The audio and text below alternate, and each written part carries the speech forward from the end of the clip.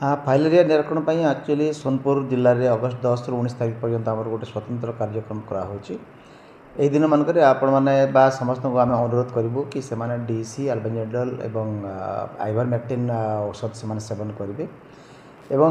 ୟା ପାଇଁ କେବଳ ପ୍ରତିଷେଧ ବ୍ୟବସ୍ଥା ରହିଛି ବା ଯେଉଁମାନେ ନେବେ ନାହିଁ ସେମାନେ ହେଉଛନ୍ତି ଗର୍ଭବତୀ ମହିଳା 2 ବର୍ଷରୁ ଶିଶୁ ଯେଉଁମାନେ କମ୍ ବୟସର 2 ବର୍ଷରୁ କମ୍ ଅଛନ୍ତି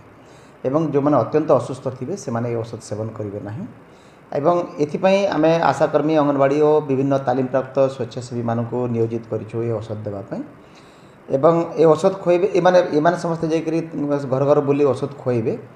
ଏବଂ ଏହି କାର୍ଯ୍ୟକ୍ରମ ସାମୂହିକ କାର୍ଯ୍ୟକ୍ରମରେ ସମସ୍ତେ ଯୋଗଦେଇ ଏହି କାର୍ଯ୍ୟକ୍ରମକୁ ଆମେ ସଫଳ କରିବା ପାଇଁ ସମସ୍ତଙ୍କୁ ଅନୁରୋଧ କରୁଛୁ ଏବଂ ଏହାଦ୍ୱାରା ଯଦି ଆମେ ଏହି ଔଷଧ ସେବନ କରିବା ଏବଂ ଯାହା ସରକାରଙ୍କ ତରଫରୁ ମୁକ୍ତ ଭାବରେ ଦିଆଯାଉଛି ସମସ୍ତଙ୍କୁ ଆମେ ଯଦି ସେବନ କରିବା ଠିକ୍ ହିସାବରେ ତାହେଲେ ଆମେ ଆମ ଜିଲ୍ଲାକୁ ଫାଇଲେରିଆ ମୁକ୍ତ କରିପାରିବା।